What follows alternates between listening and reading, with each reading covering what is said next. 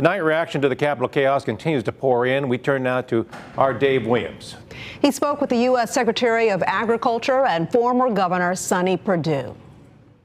Well, I'm saddened by the events that I saw, very sad.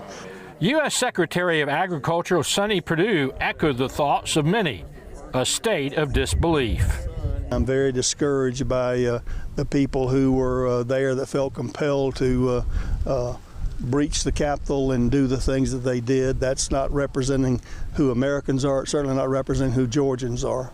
The march into the Capitol began Wednesday after President Trump's remarks encouraged a walk down Pennsylvania Avenue. I think inciting people to not have a peaceful transition of power was not the right thing to do, and I'm disappointed in that. As bad as Wednesday's events were, Secretary Perdue still believes in the country. We're going to go forward as America. We have a new president, and we're going to bind together as Georgians, as Americans, and continue to make this country great. And even though there's been some talk about invoking the 25th Amendment to remove President Trump from office immediately, Secretary Perdue says he hasn't been contacted about that directly. In Claxton, Dave Williams, WJCL 22 News.